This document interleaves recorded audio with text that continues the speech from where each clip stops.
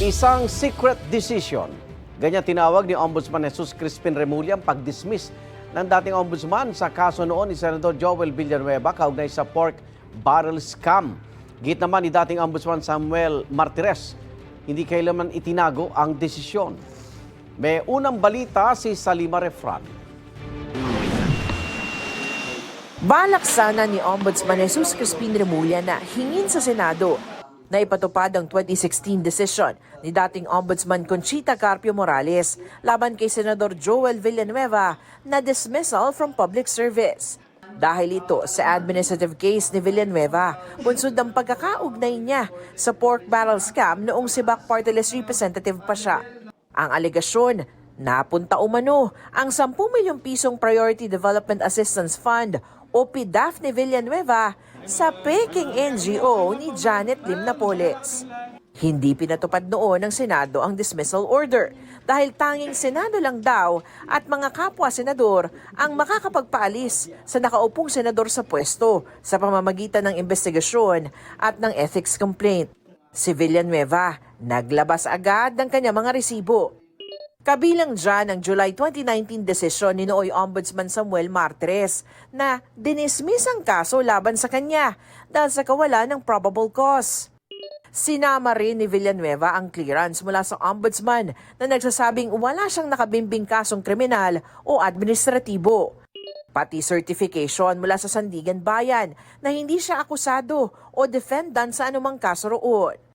May official transmittal letter din si Villanueva mula sa Ombudsman noong 2019 na nagbibigay abiso sa Senado na ibinasura na ang kanyang kaso. Ang pahayag ni Remulla, tinawag ni Villanueva na harassment. Pero giit ni Remulla, it's not harassment. It's something that everybody thinks to be still valid that can turn out to be not valid anymore due to a secret decision. Dapat kasi, hindi naman na-publish yan, hindi yan nilabas. Nobody know about it. Kahit nasa Senate mismo, hindi nila alam yan. ikinagulat daw niyang may ganito na palang desisyon si Martires. I was confronted with a decision signed by former Ombudsman Martires dated July 2019. Lumabas lang siya nung sinabi kong may gagawin ang Ombudsman tungkol dyan. It's a surprise secret decision that came out. Well, nobody was raising that issue before. Joel Villanueva kept quiet through all the years. Ombudsman Martires never spoke about it. Di ba? Parang secret decision siya. Alam niyo ba yon? Did you know about it? Nobody knows about it. Sa panayam ng Super Radio DZBB, itinanggi ni Martires na isinikreto ang desisyon. Abay, hindi ko alam kung anong sikreto sa amin kasi kung titingnan, mayroon kaming tinatawag na CCMS, yung Case Management System. Pag yung kaso ay nare-release, napupasok yan sa system eh. So nandun sa system, na na-dismiss ko yun, wala akong sekretong ginagawa sa aking trabaho. Lahat nakabuyang-yang. Ayon kay Martires, naghain si Villanueva ng motion for reconsideration laban sa desisyon ni dating Ombudsman Morales pag-upo niya bilang ombudsman noong 2018. Ang argumento raw ni Villanueva, forged o pineke umano ang kanyang mga pirma sa mga dokumento at nagpadala pa ng NBI findings kaugnay nito. Inilagay lang daw ang pangalang Villanueva sa request ng Buhay Party List, kayong hindi naman siya miyembro ng party list na ito.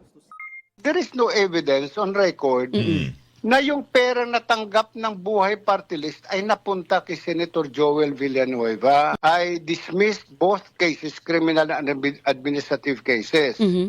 So doon sa kaso, doon sa administratibo na sinasabing dismissed from the service, nireverse ko yon at dinispis ko yung administrative case. Si Remulla, pag-aaralan raw ang desisyon na ito ni Martires. Hindi na siya susulat sa Senado. Nagbago na yung premises natin. I think that it's something that raising more questions than answers. Ito ang unang balita sa Salima Refran para sa GMA Integrated News.